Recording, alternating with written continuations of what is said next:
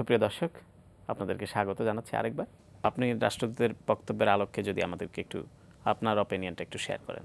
ধন্যবাদ। আমি ওনার সর্বশেষ বক্তব্য দিয়ে শুরু করতে চাই, কারণ উনি একটি কথা বলেছেন যেটি হচ্ছে যে চীন সবসময় বাংলাদেশের পাশে থাকবে।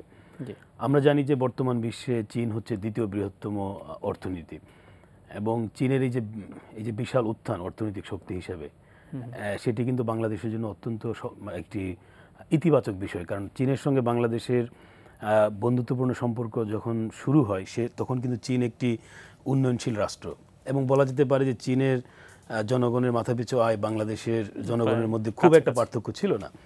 আজকে চীন বিশ্বের দ্বিতীয় বৃহত্তম অর্থনীতি, ফলে এই রাষ্ট্রটির সঙ্গে আমাদের যেহেতু আগে থেকে একটা ভালো সম্পর্ক আছে, ফলে এই রাষ্ট্রের সঙ্গে আমাদের যে একটা বিপুল অর্থনৈতিক উন্নয়নের জন্য দুদেশের সহযোগিতাকে কাজে লাগিয়ে, বিশেষ করে রাষ্ট্রদূত মহোদয় যেটি পরিষ্কার করে বলেছেন যে বাংলাদেশে চীনের যে বিনিয়োগ সেটি তারা বাড়াতে চায় এবং বাড়াতে পারে, এবং এটি সত্য যে এই মুহূর্তে চীনের সঙ্গে আমাদের যে অর্থনৈতিক সম্পর্ক সেখানে বিনিয়োগের জায়গাটি একটু আমি মনে করি কম গুরুত্বপূর্ণ হয়ে আছে। এই প্রসঙ্গে উনি একটি বিষয় বলবার চেষ্টা করেছেন যে একটা স্পেশালাইজড ইন্ডাস্ট্রিয়াল জোন। এক্স্যাক্টলি, এটি কিন্তু আপনার ভারতের ক্ষেত্রে বা আপনার কোরিয়ার ক্ষেত্রে, তারপরে জাপানের ক্ষেত্রেও কিন্তু সরকার চিন্তা করছে। ফলে চীনের জন্য অবশ্যই বাংলাদেশ সরকার ভাবতে পারে এবং ভাবা উচিত, এবং যত তাড়াতাড়ি সম্ভব এই ধরনের একটি রাষ্ট্রভিত্তিক যদি স্পেশাল ইকোনমিক জোন তৈরি করা যায় এবং যেখানে চীনের বিনিয়োগ হবে এবং সেই বিনিয়োগটি বাংলাদেশের জন্য অত্যন্ত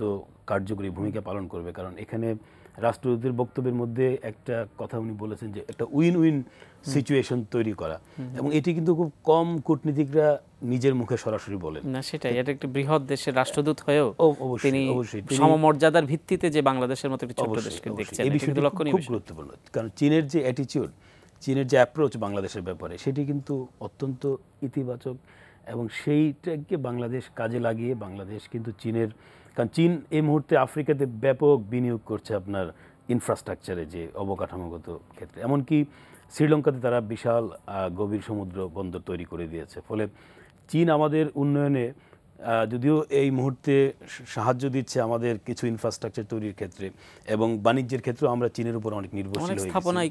সঙ্গে কিন্তু চীন যুক্ত, কিন্তু অনেক বড় ধরনের স্থাপনা দরকার, এবং যেটি রাষ্ট্রদূত ইঙ্গিত করেছেন, এবং পদ্মা সেতু তো বটেই, এবং আরও এই ধরনের সেতু কিংবা যে নদীমাতৃক বাংলাদেশকে আসলে একটি যোগাযোগের একটা নতুন একটা দিগন্ত উন্মোচন করা, যেটি হয়তো আমাদের সরকারও জানে না আসলে কিভাবে যোগাযোগ ব্যবস্থাকে মানে সুন্দর করা যেতে পারে, আরও বেশি অর্থনীতির জন্য কার্যকরী করা, যেটি হয়তো চীনের অভিজ্ঞতা আছে। এবং চীন ভ্রমণ করলে কিংবা আরও অনেক উন্নত রাষ্ট্র আমরা দেখতে পাই যে তারা কিভাবে নতুন ধরনের যোগাযোগ ব্যবস্থা তৈরি করেছে, এবং চীনের এই অভিজ্ঞতা কিন্তু বাংলাদেশে ব্যবহার করা যেতে পারে।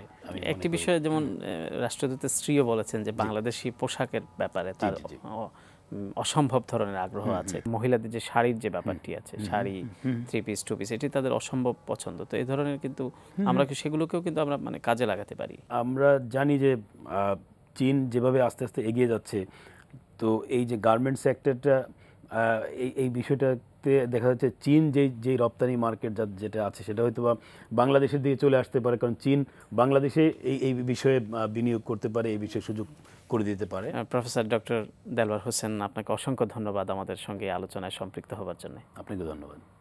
সুপ্রিয় দর্শক, আমরা এতক্ষণ চীন বাংলাদেশের কূটনৈতিক সম্পর্কের বিভিন্ন দিক নিয়ে আলোচনা করলাম। আমরা আশা করছি এই পর্ব থেকে আপনারা চীনের সঙ্গে বাংলাদেশের সম্পর্কের কিছুটা হলেও আপনারা জানতে পেরেছেন। এই অনুষ্ঠান যদি আপনাদের ভালো লেগে থাকে তাহলেই আমাদের এই আয়োজন সার্থক। আপনাদের অসংখ্য ধন্যবাদ। এখানেই শেষ করছি। খোদা হাফেজ।